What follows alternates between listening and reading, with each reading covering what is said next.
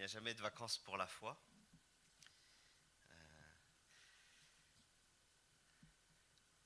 Quoique, quoique c'est toujours bien de passer aussi du temps en famille, à se reposer aussi, et à renouveler ses forces.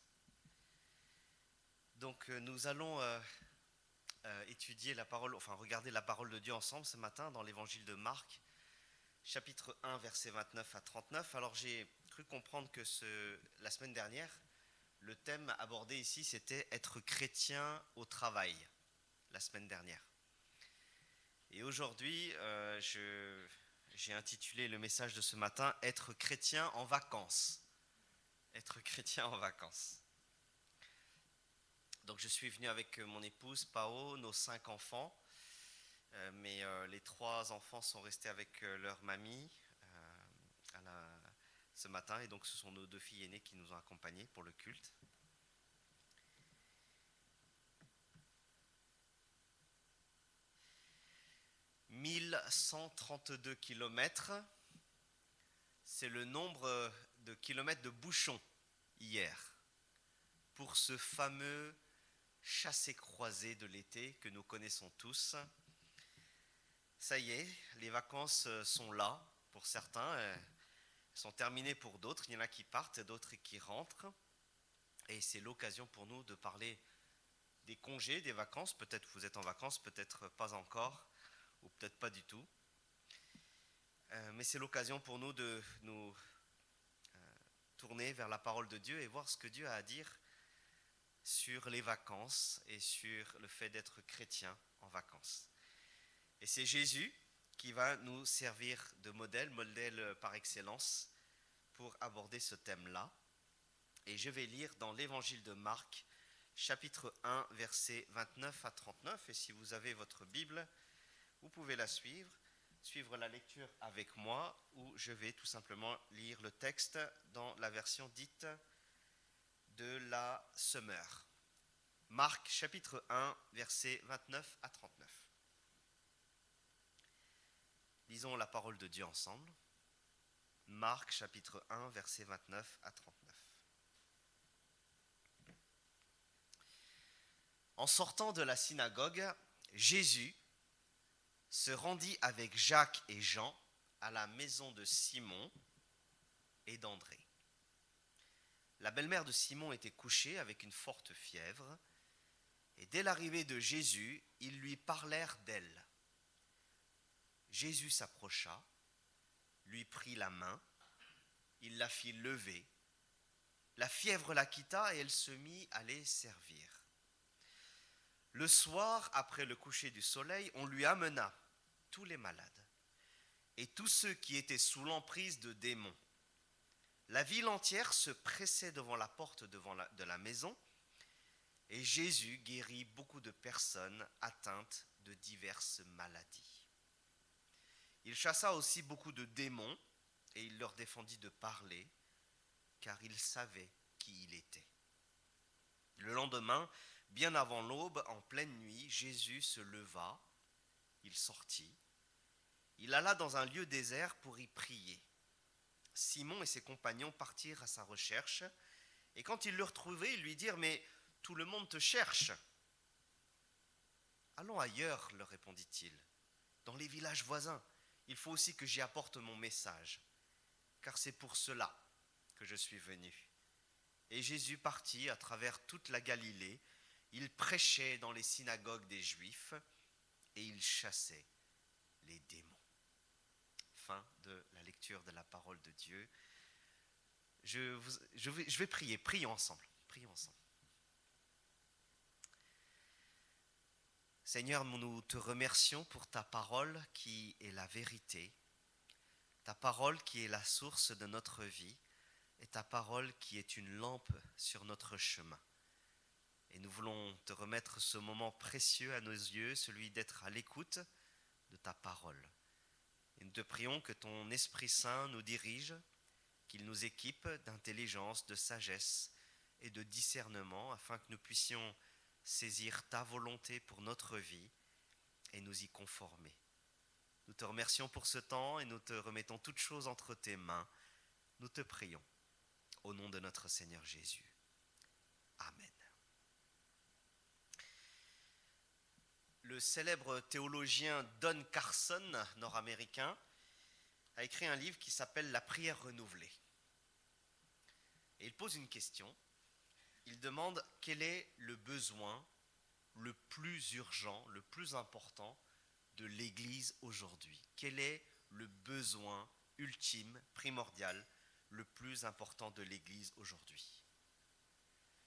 Certains pourraient dire que l'Église aujourd'hui a besoin de la sainteté, d'une vie qui soit conforme à la volonté de Dieu, surtout en ces temps où l'immoralité, où la morale a peu de valeur aujourd'hui. Ça pourrait être le besoin de sanctification.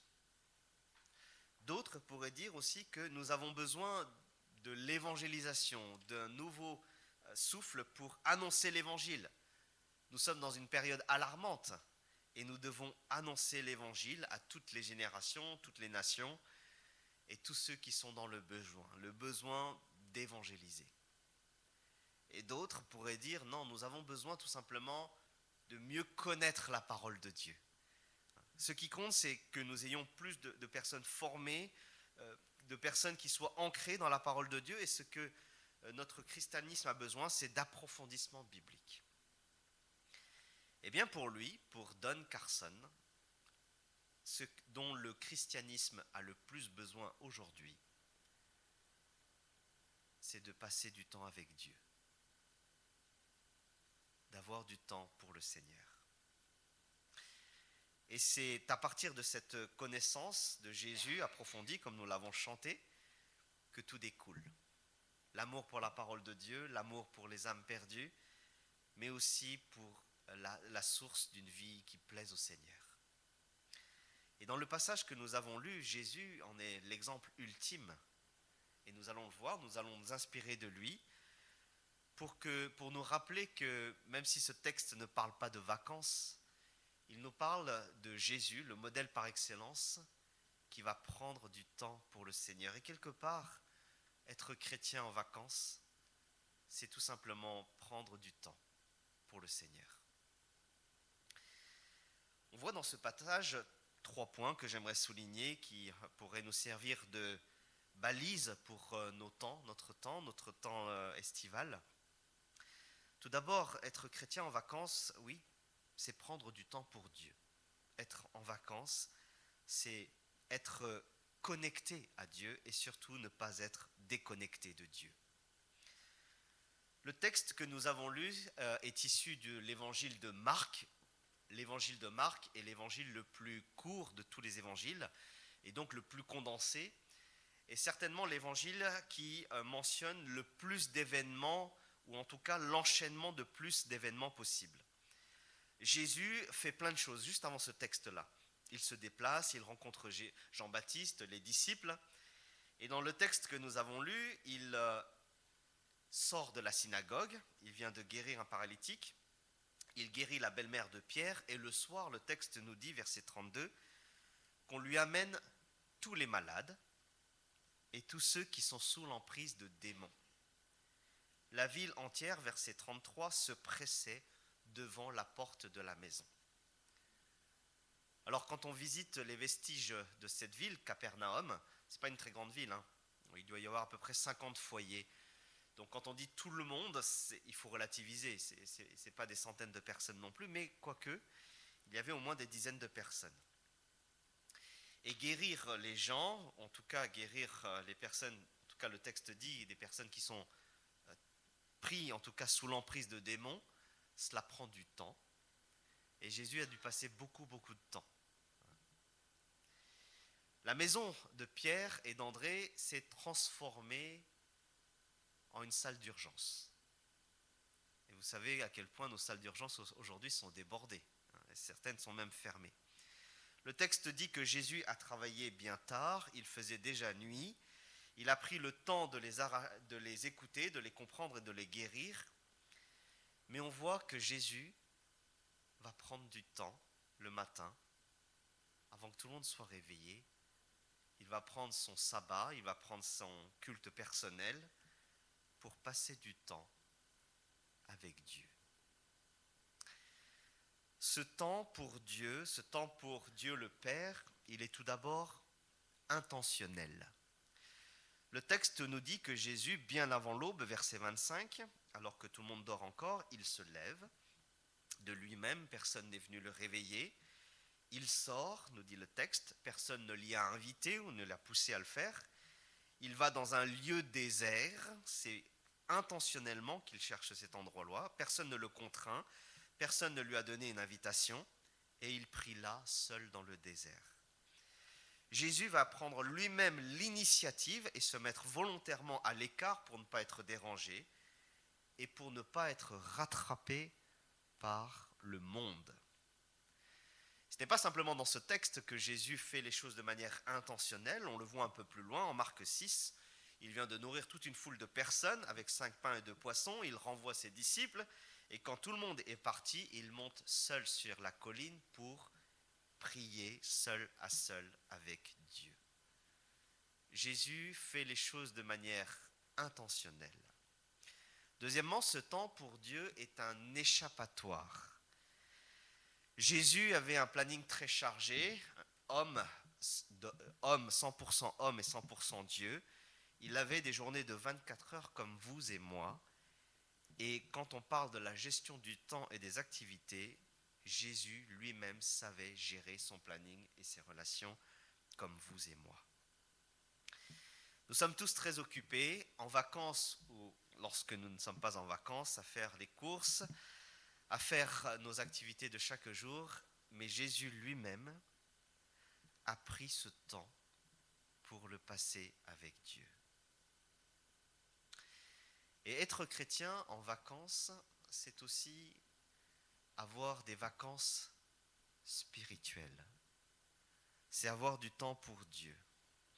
Alors ce texte n'est pas là pour nous dire qu'on doit absolument chercher un endroit, le bon endroit, ou avoir de l'argent pour pouvoir partir, s'isoler. En fait, ce texte nous invite à un isolement du cœur, à un isolement de l'esprit et de notre âme pour nous retrouver seul à seul avec Dieu. Il n'y a pas besoin de partir loin, il n'y a pas besoin de s'échapper ou s'évader ou d'aller à des milliers de kilomètres, mais ce texte nous rappelle que c'est là la base de notre foi, c'est notre relation personnelle avec Dieu qui prime et qui compte. Dans l'Ancien Testament, lorsque Élie s'est enfui très loin par rapport à Akab et Jézabel pour fuir, Dieu ne s'est pas manifesté dans le tremblement de terre ni dans le feu, mais dans le bruissement doux et léger. Et le Dieu auquel nous croyons, le Dieu auquel nous rendons un culte, se laisse trouver dans le silence du cœur, le silence de la vie. Jésus, lorsqu'il dit à ses disciples la prière du Notre Père, juste avant, il dit « Si tu veux prier, tu vas dans ta pièce la plus retirée, tu verrouilles ta porte et tu adresses ta prière à ton Père qui est là, dans le lieu secret. » Alors ce texte, bien sûr, c'était pour contrer l'hypocrisie religieuse de ceux qui priaient devant tout le monde, etc. Alors, ça ne veut pas dire qu'on doit juste se cacher pour prier, c'est pas ça. Hein. Ce n'est pas dans la forme que l'on doit prendre ce texte, dans le fond, pardon, mais c'est plutôt dans la forme. C'est-à-dire, peu importe, c'est pas forcément devant tout le monde ou seul à seul, mais c'est l'intimité que Dieu cherche en fait. C'est l'exclusivité du cœur que Dieu cherche. C'est l'authenticité du cœur que Dieu cherche. Et c'est à nous de trouver ce désert en vacances. Et si vous êtes en vacances ou si vous ne l'êtes pas, et on pourrait dire cela pour n'importe quelle période de notre vie doit être basée quelque part sur les temps personnels que nous prenons avec Dieu. Alors je ne sais pas ce que vous avez prévu de faire cet été pendant les vacances, mais n'oubliez pas que, en tant que chrétien, des vacances sont des vraies vacances que si elles sont spirituelles quelque part. Et on peut être loin de l'église, loin de la réunion de prière, loin de nos activités. Gardons ce temps précieux pour le Seigneur, celui d'avoir du temps seul à seul avec lui. Alors cette semaine, j'ai j'ai fait un test, en tout cas j'ai expérimenté quelque chose d'un peu particulier. Et j'ai apporté avec moi ça, je ne sais pas si vous savez ce que c'est, des, des boules quies, des bouchons d'oreille. Et c'est mon épouse, dans son travail, il y a beaucoup de bruit et elle en ramène et j'en ai pris pour pouvoir dormir tout simplement. Et, euh, et j'ai fait une expérience un peu, bon, on peut tous la faire, c'est très simple, hein. On se bouche les oreilles, on n'entend plus rien, et même s'il y a du bruit autour de nous, on n'entend plus rien. Mais ce que j'ai expérimenté, c'est qu'en fait, quand j'ai mis ces boules quies, au-delà du fait que j'entendais plus rien et que je pouvais dormir, etc., j'entendais les battements de mon cœur. C'est très simple, hein. On se bouge les oreilles et puis en fait, on entend les battements de son cœur. Et je me suis dit, en fait, si on veut entendre les battements du cœur de Dieu, c'est un peu ça qu'il faut faire. S'isoler, prendre un désert, se détacher, arracher du temps pour le Seigneur, pour pouvoir entendre le battement du cœur de Dieu. Et je crois que Jésus, notre modèle par excellence, nous montre que c'est possible de prendre du temps, de ne pas se laisser embarquer par nos activités, même en vacances, mais de prendre du temps pour le Seigneur et d'écouter, d'entendre le cœur de Dieu. C'est quand la dernière fois que vous avez entendu le battement du cœur de Dieu, sa voix, sa volonté pour vous? Peut-être cet été, nous pourrions passer du temps seul à seul avec Dieu, à méditer sa parole, et ne pas simplement nous laisser embarquer ou emprisonner dans nos activités, si belles soient-elles, parce que Jésus ne faisait pas des choses inutiles, il faisait que des choses utiles. Et pourtant, il a pris ce temps-là pour le Seigneur. Et vous et moi, j'en suis persuadé, nous n'avons que des activités utiles, mais n'oublions pas le Seigneur et de prendre ce temps-là pour lui. Donc premièrement, être chrétien en vacances, c'est passer du temps avec Dieu. Deuxièmement, être chrétien en vacances, c'est aussi retrouver des forces auprès de Dieu. Être chrétien en vacances, c'est aussi retrouver des forces auprès de Dieu. Le texte nous dit, versets 36 à 39, que Simon et les compagnons le cherchent, ils le trouvent, et il lui dit, mais tout le monde te cherche. Alors, vous imaginez pourquoi on cherche Jésus? Pour des guérisons, pour des maladies, pour des problèmes personnels, etc. Certes. Et Jésus aurait pu rester là, mais il leur dit, allons dans les villages voisins. Et il partit à travers toute la Galilée qui représente certainement un tiers du pays d'Israël. Et le texte dit toute la Galilée, il prêchait dans les synagogues des Juifs et il chassait des démons. Jésus, alors je ne sais pas vous, mais moi si j'avais été à sa place, après une journée aussi chargée, j'aurais pris un RTT ou une journée de repos. Mais non, Jésus, il va redéployer ses forces. Il va augmenter quelque part son rayon d'action dans d'autres villages, et le texte dit bien toute la Galilée, pour certains c'est même la moitié du pays, parce qu'il a trouvé ses forces auprès de Dieu le Père, à partir de sa relation personnelle avec le Seigneur. Jésus avait une vie bien chargée, fatigante, stressante, et vous et moi, il nous rejoint dans notre quotidien, dans nos souffrances, parfois notre solitude, les difficultés de la vie. Où est-ce que nous puisons nos forces en fait? Auprès de Dieu. Car Dieu seul est la source, comme nous l'avons chanté, de la vie, la source de notre énergie. Il est cette source et cette ressource inépuisable. Jésus a dit, venez vers moi, vous tous qui êtes fatigués, sous le poids d'un lourd fardeau, et je vous donnerai du repos. Et c'est auprès de Jésus, de Dieu, que nous pouvons poser nos fardeaux. Nous le savons, la prière est quelque chose de très important, mais c'est toujours pour les autres. D'autres vont le faire. pasteur a dit, la prière, c'est la respiration de l'âme, c'est la respiration de l'Église. Et je sais qu'ici, nous avons une salle de prière, l'Église d'Épi est une église axée sur la prière. Et c'est à quel point la prière peut enflammer une église ou une vie. La prière, c'est notre marque de dépendance de Dieu.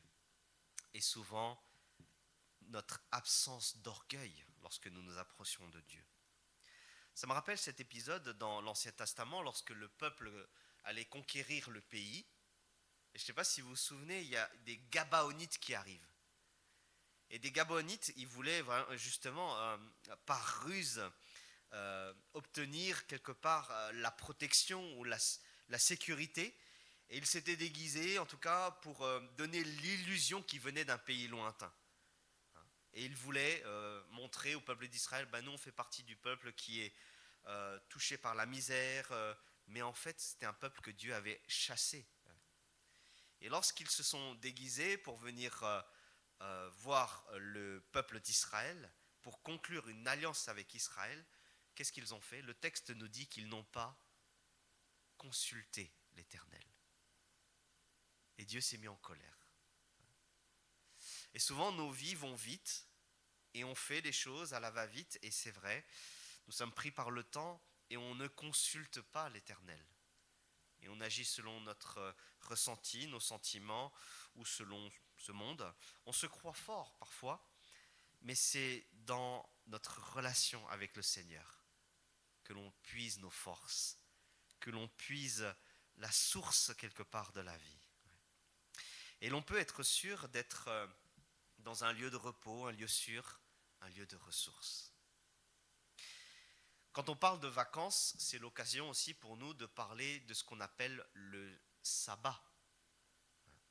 Et le sabbat qui, Jésus lui-même, je suis maître du sabbat, c'est-à-dire que ce n'est pas simplement un rituel, une loi qui nous imposerait certaines choses, mais c'est plutôt une idée de délivrance. Le sabbat est un outil pratique spirituel qui est là pour renforcer notre vie spirituelle. Jésus lui-même est le maître du sabbat. Et le sabbat, il a été donné, je le rappelle, dans un cadre, le cadre de l'alliance entre Dieu et Israël. Et ce sabbat-là, même s'il peut être contraignant pour certains, et dire « Ah ben non, nous on aimerait bien travailler aussi », non. On rappelle que en fait, le peuple d'Israël sortait d'Égypte et qu'il travaillait certainement 7 jours sur 7. Et lorsque Dieu a donné le sabbat au peuple d'Israël, c'était plutôt un signe de délivrance, un signe d'être libéré de la marque de l'esclavage et du péché, bien sûr, de manière spirituelle, et pour montrer que nous ne sommes pas esclaves de nos activités. Eh bien, lorsque nous prenons du temps seul à seul avec Dieu, non seulement nous retrouvons des forces vives, mais nous déclarons que nous ne sommes pas esclaves de nos activités et du temps. Jésus est le maître du temps. Jésus est le maître des activités. Jésus est celui qui nous montre justement comment on peut prendre le dessus. Et grâce à lui, on peut se dire que lui, il a réussi. Nous aussi, nous pouvons prendre le dessus sur nos activités et ne pas être submergés justement, ne pas être esclaves de ce monde, ne pas être esclaves de nos vacances ou de nos activités.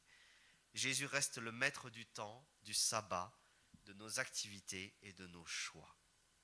Être chrétien, c'est prendre du temps pour Dieu, où l'on peut retrouver nos forces pour vivre pour lui. Dans le livre que j'ai cité tout à l'heure de John Stott, il raconte l'histoire d'un homme, alors le long est dans mon texte, qui conduit une Cadillac. Et je suis sûr que nous avons déjà fait cette expérience. En conduisant cette Cadillac, il s'aperçoit que sa jauge d'essence diminue sans arrêt. Et il fait l'expérience de passer devant une station d'essence et il se dit, ça va, j'ai encore un petit peu pour la prochaine. Il arrive à la prochaine station d'essence et il conduit sa belle Cadillac et il se dit, non, j'ai encore un peu d'essence, ça tiendra. Et puis finalement, il tombe en panne d'essence. Et cette illustration, Don Carson, il le dit très simplement, il dit, souvent, nous faisons la même chose dans nos vies. où nous pensons que nous allons retrouver des forces. Oh, on a le temps, ce sera pour la prochaine fois.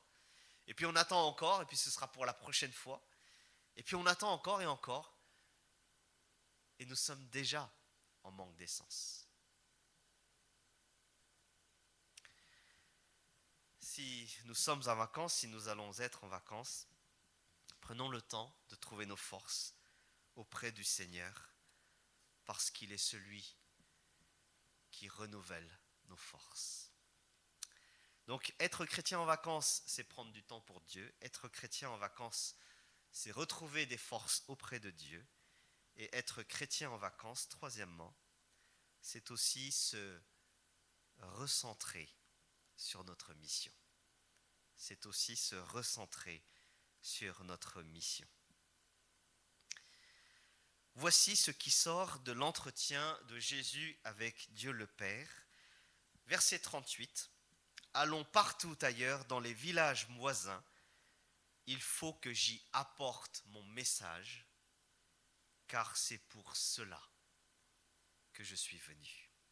C'est pour cela que je suis venu. Jésus aurait pu rester à Capernaum, mais il sait pourquoi il est venu, pour mourir à la croix et pour y apporter son évangile. Et c'est comme si ce temps qu'il avait passé avec Dieu l'a aidé à repartir. Il sait ce que Dieu attend de lui. Il sait qu'il doit aller dans les autres villages, apporter son message de paix, d'amour. C'est comme s'il avait réussi à se recentrer sur sa mission. Il sait pourquoi il est là. Ces temps d'arrêt ne sont pas des moments insignifiants ou ordinaires, mais ce sont des temps remarquables et décisifs dans la vie de Jésus. Et c'est sur sa relation personnelle avec Dieu le Père qu'il va se baser pour avancer. Dans d'autres passages des évangiles, Jésus marque les temps décisifs par des temps de prière. Luc chapitre 6, par exemple, après avoir longuement prié, le texte nous dit toute la nuit, il va choisir ses disciples. En Matthieu 26, lorsque Jésus va vivre le calvaire, c'est dans la prière qu'il va préparer cela. C'est dans la prière qu'il va préparer son arrestation et sa crucifixion.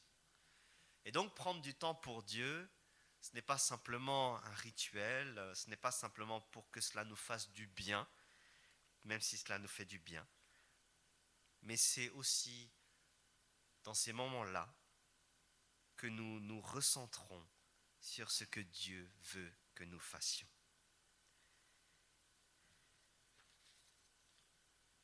Notre vie est une vie chargée, les études, le travail, chargée de projets, acheter une maison, déménager, élever nos enfants, travailler pour l'Église, œuvrer pour l'œuvre du Seigneur. Mais prenons le temps de nous arrêter, de passer un temps avec le Seigneur pour nous recentrer sur ce que Dieu veut que nous fassions.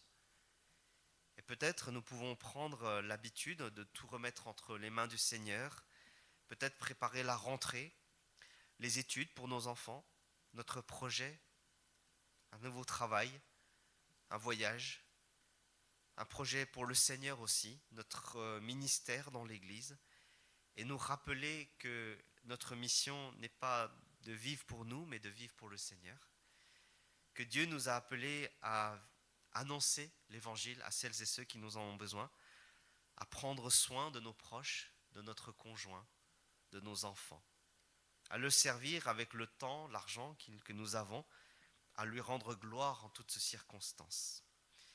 Et dans nos temps de méditation, de recueillement, nous pouvons aussi y trouver des indications pour notre vie. Comme Jésus, ces moments peuvent nous aider à repartir et à aller de l'avant. Peut-être avons-nous été pris par le temps, par nos activités, mais replaçons-nous devant le Seigneur afin que nous puissions distinguer ce qui est urgent, ce qui est important, notre famille, le Seigneur, la santé, l'annonce de l'Évangile. De quoi l'Église a-t-elle le plus besoin dans ce monde? De quoi avez-vous le plus besoin dans votre vie, chers frères et sœurs? La sainteté, l'évangélisation, les connaissances bibliques. Nous avons besoin de vacances spirituelles, de passer du temps avec le Seigneur. Merci à Jésus parce qu'il nous montre par son exemple que cela est possible. Que c'est possible de dire non à la vie qui s'enchaîne dans ce monde, aux événements, à une vie pleine d'activités dans ce monde. Merci à Jésus parce qu'il nous rappelle que c'est possible de nous approcher du Seigneur tel que nous sommes, avec nos forces, nos faiblesses, sans honte ni culpabilité. Et merci à Jésus parce qu'il nous rappelle que c'est là que tout se décide, dans notre intimité avec le Seigneur. Que le Seigneur nous aide à passer de bonnes vacances, en tout cas à reprendre le travail si vous avez terminé avec les vacances, mais que quoi que nous fassions, que cela soit spirituel, que nous puissions être ancrés dans le Seigneur. Peut-être que nous pouvons fermer les yeux, prendre un temps justement seul à seul avec le Seigneur. Et je terminerai par une prière avant de laisser la place à Thierry une nouvelle fois. On peut juste avoir ce temps de recueillement, fermer les yeux. Et là, dans le secret, dans le silence, qu'est-ce que Jésus te dirait? Une phrase, une expression, peut-être un mot d'encouragement. Qu'est-ce que Jésus, ton Seigneur, ton Dieu, voudrait te dire tout de suite, là et maintenant?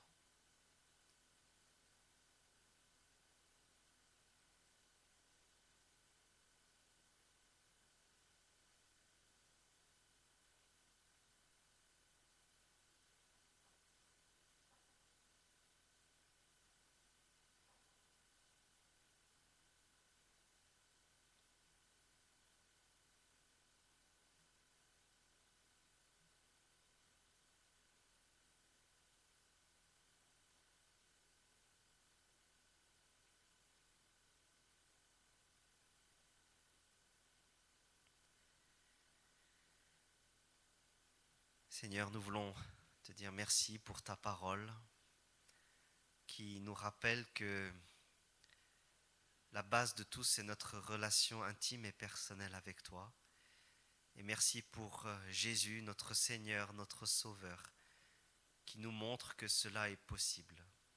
Non pas par nos forces, mais parce que nous voulons le suivre, nous voulons l'imiter et nous voulons te dire que c'est vrai, c'est possible. C'est possible d'arracher du temps à nos activités, à notre vie qui va à 100 à l'heure et d'avoir du temps pour toi. C'est possible en Jésus de dire que nous ne sommes pas esclaves de nos activités, que nous pouvons être maîtres de notre temps, que nous pouvons avoir du temps pour toi. Merci aussi parce que Jésus est venu pour cela et que par sa mort à la croix, nous pouvons nous approcher de toi avec toute liberté, avec une conscience pure, sans honte, sans culpabilité. Et Seigneur, pardonne-nous si bien souvent nous mettons ce moment précieux à nos yeux de côté, nous le mettons de côté et nous sommes submergés par notre PC, notre smartphone, nos activités. Nous voulons te demander pardon si nous te mettons en bout de fil, Seigneur. Pardon parce qu'à chaque fois que nous négligeons cette relation personnelle avec toi, nous oublions que Jésus est venu mourir pour cela, pour instaurer, pour restaurer cette relation personnelle avec toi. Merci pour Jésus, notre modèle ultime, et aide-nous à passer de bonnes vacances, des vacances spirituelles, à avoir du temps pour toi chaque jour. Que l'on soit en été ou pas, Seigneur, merci parce que nous avons ce privilège de nous approcher de toi. Et nous croyons que c'est vrai, Seigneur. Nous croyons que cela peut faire la différence dans notre vie, Seigneur. Nous croyons que cela peut nous aider à revenir à l'essentiel. Et nous croyons que notre vie, notre relation personnelle avec toi peut nous aider à avoir du discernement sur ce que nous vivons à éclaircir nos pensées, nos idées et nos projets. Oui, Seigneur, merci pour ta parole, merci pour Jésus, merci pour ce temps où nous pouvons nous approcher humblement de toi et te dire que nous t'aimons et que nous voulons vivre pour toi. Renouvelle celui qui est fatigué, donne de la force à celui qui est épuisé, et aide-nous dans notre marche chrétienne à avancer avec toi. Nous te prions et nous te remercions au nom de notre Seigneur Jésus. Amen. Amen. Que Dieu vous bénisse. Bonnes vacances.